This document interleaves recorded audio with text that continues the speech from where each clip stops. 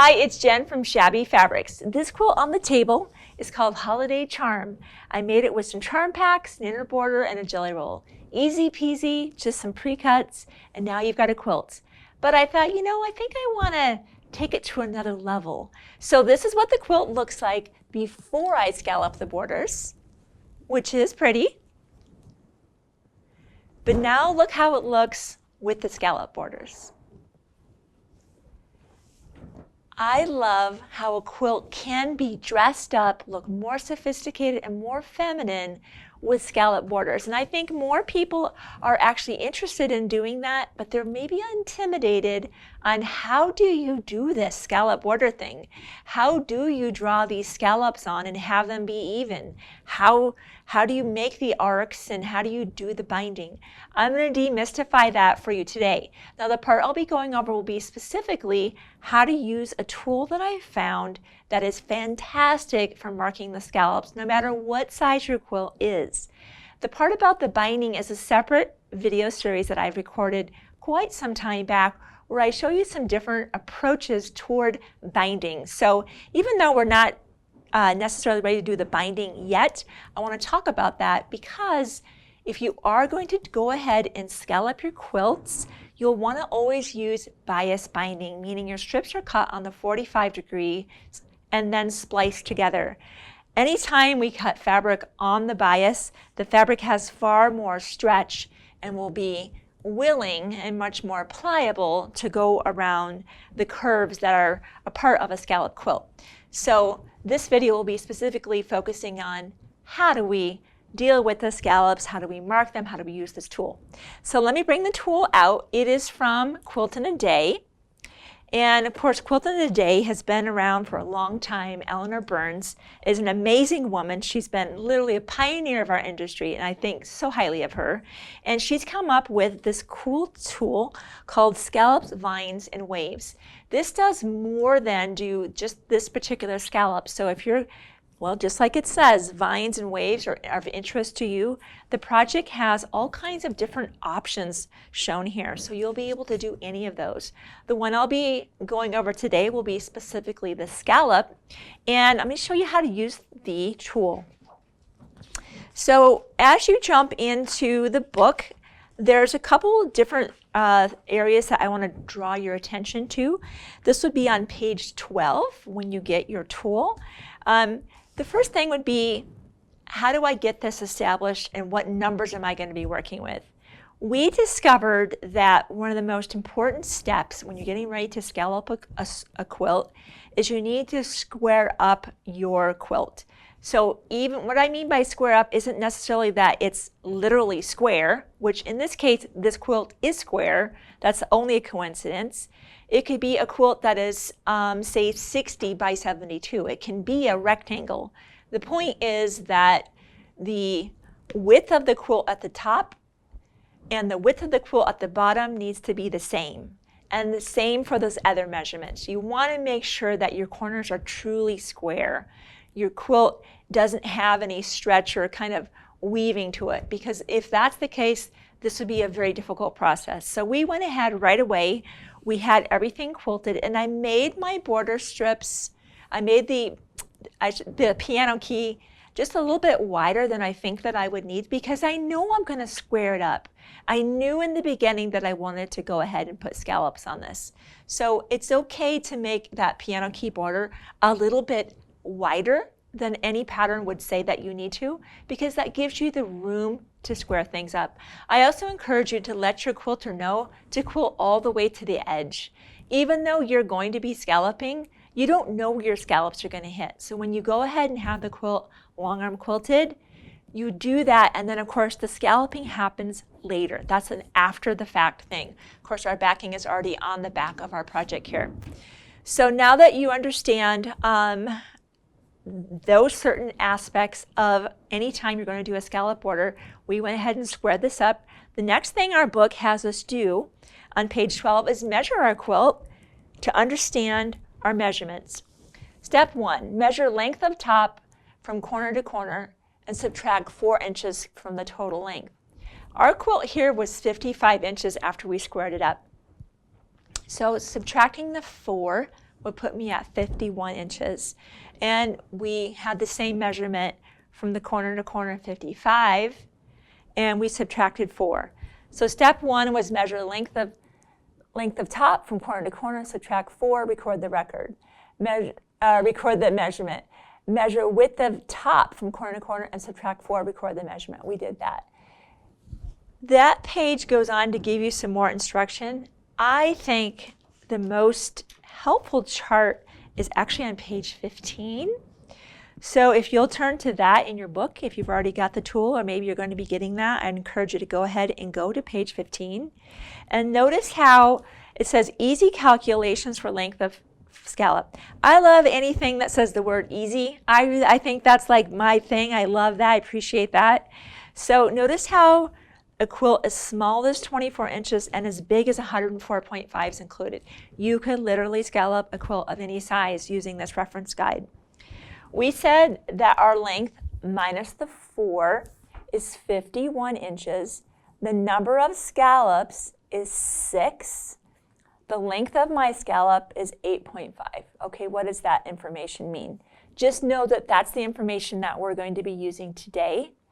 We're going to be doing 6 scallops on the side, and the length of the scallop per our chart is 8.5 inches, and I'll help you work your way through that, and we will literally mark our quilt. We're going to cut our quilt even.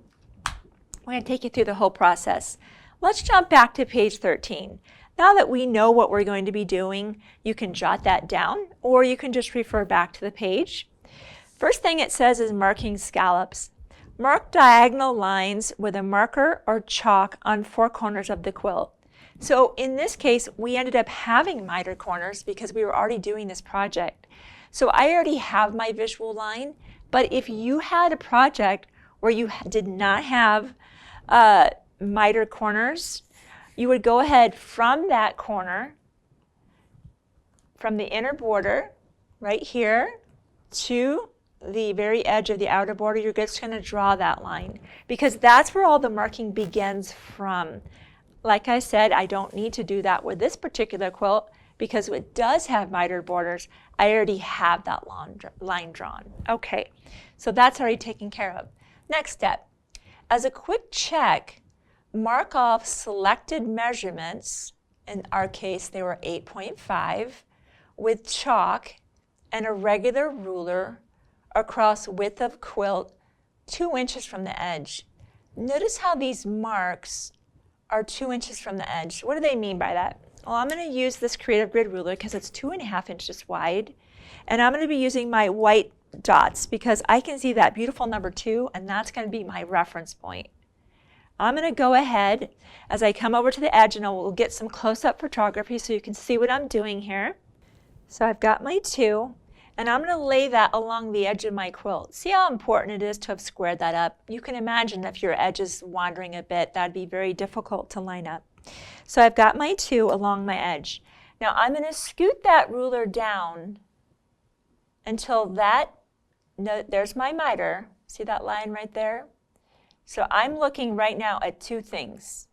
I want the edge of my 2 to be at my miter, and this to be on the edge of my quilt. That's my 2 inches. This is the beginning of the marking process. This is a white marker. I have 2 markers today, a white one and a dark one. I will use the white on the darker fabrics, and I will use the black friction pen on the white areas. And don't worry, you will be cutting away, so you don't have to worry about these lines or these marks being shown. So I'm going to mark that probably a little more prominently so I don't lose my spot. Okay. Now, it told me to mark down 8.5 inches. So in this instance, that's already, that's 1, 2, 3, 4, 5, 6, 7, 8.5. So I'm going to put my mark right here. I want you to be able to clearly see my mark. So I'm going to kind of make it a little more obvious. Normally I wouldn't mark it quite that obvious, but I want you to be able to see it. Okay. What we're doing here before we start cutting any fabric is we're going to test those measurements they gave us and make sure that they work out. So 1, 2, 3, 4, 5, 6, 7, 8 and a half is my next mark on my pine cone.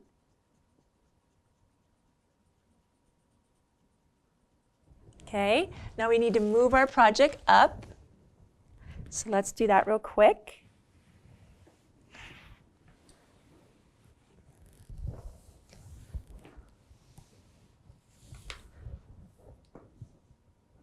Let's see, there I am, up there.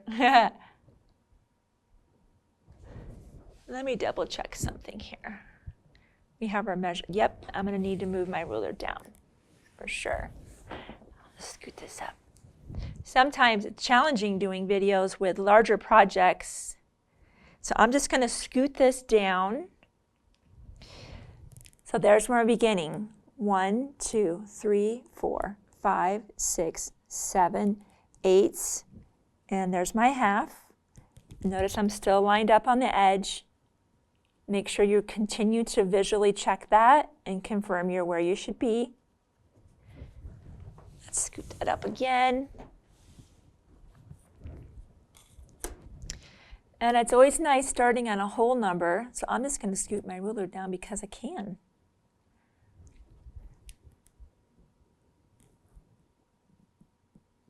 One, 2, 3, 4, 5, 6, 7, 8 and a half. And now I think I'll probably use a friction pen right on this one. Boy, it's kind of right in between the two colors. That happens sometimes. Maybe I'll try them both. See what works best. That one's hard to tell.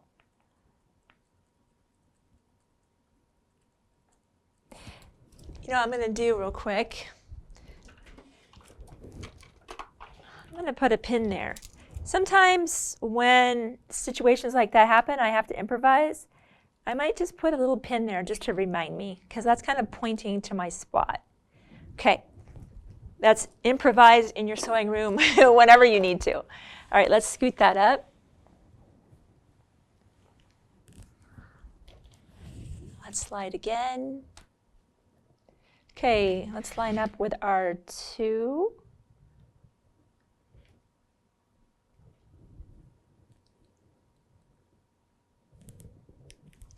One, 2, 3, 4, 5, 6, 7, 8 and a half. I'm definitely going to use my white marker on this one. That's nice. I can see that really well. And let's scoot it again.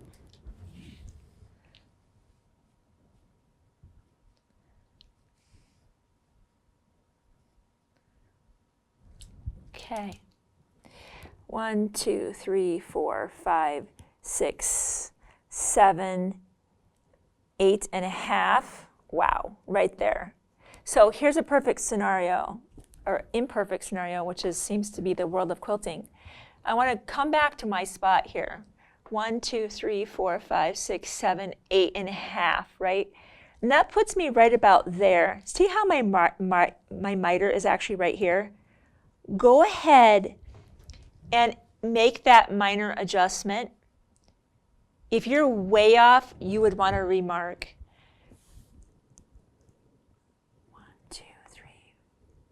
1, 2, 3, 4, 5, 6, 7, 8.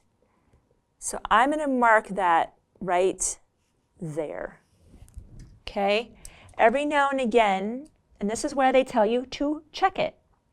If that bothers you, you would basically go back. What do you do in that scenario? I would go back if that really bothered me. Or let's say I was off by ½ an inch. I would go back up to the top and say, okay, well, I think I need to start a little bit higher on that miter and kind of draw the thing up so that I land where I want to land. So it's this Scallop Vines and Waves template gets you the closest I have ever seen of any template on the market. Every now and again, you'll be off by maybe 1/8 of a quarter. It's all okay. I feel good about the measurements. You can also split any, here for example, there were some imperfections.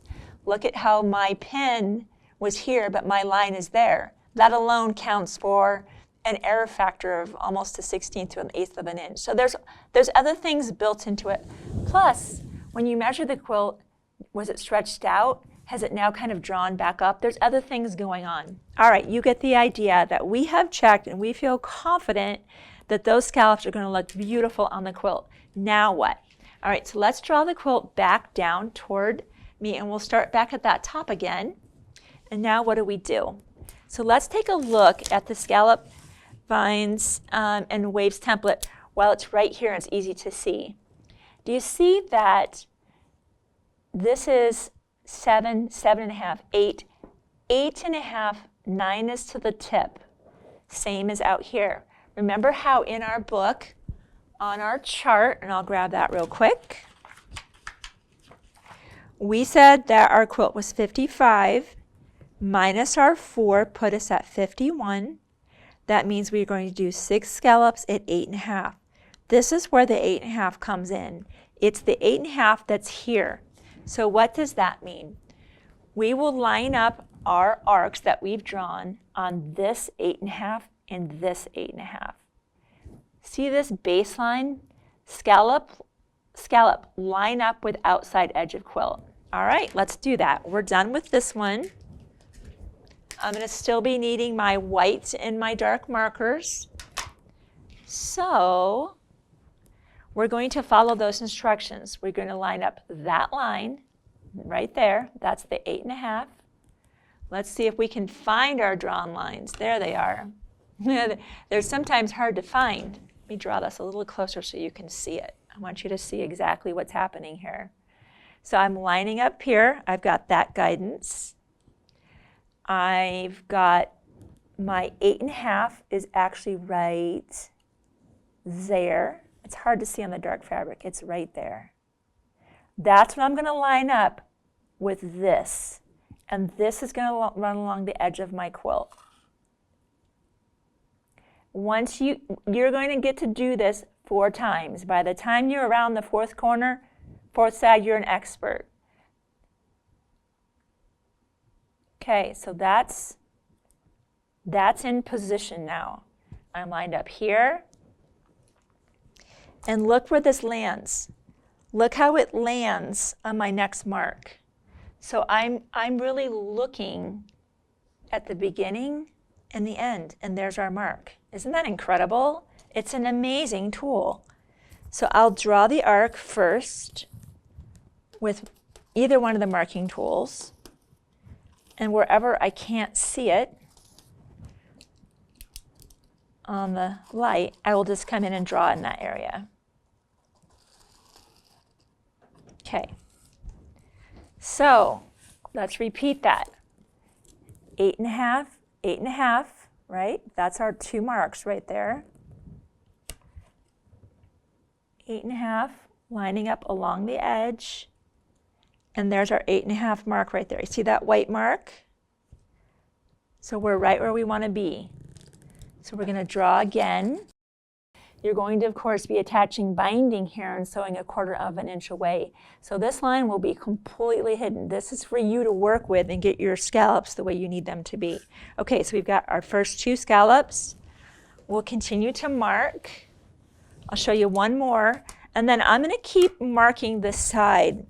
And then I'm going to start marking one of the sides adjacent to it so you can see how to deal with in the corners. And then we're going to go ahead and cut that border fabric away, and you're going to see what we've created. And then the quilt will be ready to be bound. All right, let's line up one more time, and then I'll do the others off camera. I'm lining up with my line here. I'm lined up here.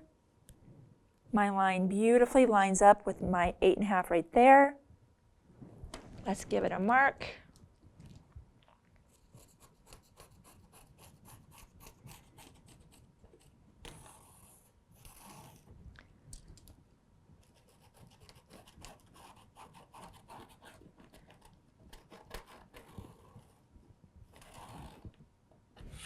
There we go. Boom, boom, boom. It's going to be so pretty. Well, we've seen it. We've seen what the quilt looks like when it's already scalloped, so I'll keep finishing up those 3. When I come back, I'm going to come back, I'm going to deal with up in this corner, okay? Because I want to show you how you have this big sweeping arc. You don't have to be worried about the corners. You're just going to repeat the same process, but I want to show it to you so you don't have any worries about it, and you're going to be excited to start quilting or scalloping your next quilt. Okay, I'll see you when I get back. Okay, so 2 inches again, and remember I'm going to slide that down to meet my miter. Now we have a mitered quilt here, so I have my nice line. Otherwise, your quilt will have the drawn line from the inner border to the outer border, or if you have no inner border, from the pieced portion to the tip, the outer edge of the outer border corner. All right, so here I am again. And I already really have my mark, right? Because I started here. So I'm going to measure down my 8.5 inches. This makes it easy on this side. There's my obvious 8.5 inches right there. And then I would measure down to 17. It's a lot easier on this side of the ruler. And then I would just slide my ruler down, and you'll continue marking the way that you marked before. You've already seen me do this, and like I said, by the time you get to the 4th side of that quilt, you're going to be an expert. You're going to be able to teach this. All right, let's jump back over here, though. I want you to see how you have this kind of half of this arc, and you know the rest of it's going to be coming in. So as a reminder, we have our 8.5 inch mark here, 8.5 inch mark here, and our line up here. And really, you can see that that arc where you left off is really where you're going to be picking this project up in the corners. So, and there's my mark down there. So I just continue this beautiful arc all the way through that corner. Now they do have some other options of how to use this tool in the book if you want a different type of corner, but that would just be your preference, and you can work your way through that. And I believe they have some different charts for that. They even have a different template in the back of the book if you want to do a different type of style. So don't be worried about corners, okay? Because you can see how the corner starts here and it arcs all the way around, and we will continue. Let me at least just start the next one, and now we're going to go cut our quilt. Wow, you better make sure you love what you got, because now it's forever. You're going to cut it. But that's why you're drawing the arcs ahead of time, making sure everything is exactly where you want it. There we go, and you just continue. All right, so time to cut our quilt. I just want to show you how clean and beautiful it is, even before it's bound. So I will just start over, let me just start over here. I'll just come into that corner. These are the Bordeaux scissors. I love these scissors, and I really reserve when I use them for projects that need them. These are just the workhorse. I'm cutting through all kinds of seams. I've got batting, I have backing, and it doesn't even know it. It just goes. Some people may be inclined to use a rotary cutter. If you're comfortable doing that, by all means, just know that when you get to these corners right here, they're kind of tender, and with a rotary cutter you could maybe overshoot that. So I'd want to discourage you from a rotary cutter for that reason. And you'll just continue on. But I just want to show you how beautiful these arcs are, how smooth they are.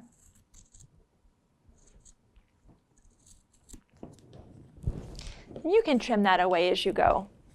Isn't that just so pretty? It's already, you can already see, it gives a fairly simple project, kind of that flair. It's like that extra scarf you put on with an outfit, or that extra pair of earrings or belts or purse that just gives something, a fairly simple outfit, that nice little pop. And you would just continue on and continue cutting very carefully. And again, if doing scallops and doing mitered borders, not mitered borders, excuse me, but bias binding is not something you're familiar with, go ahead and click on, or you might have to search for the video depending on how you have your playlist set up in YouTube, but go ahead and do that, and you can see how very easy this fabric, which has been cut on bias, will go ahead and will allow itself to be stretched and manipulated to be able to bind these beautiful scallops.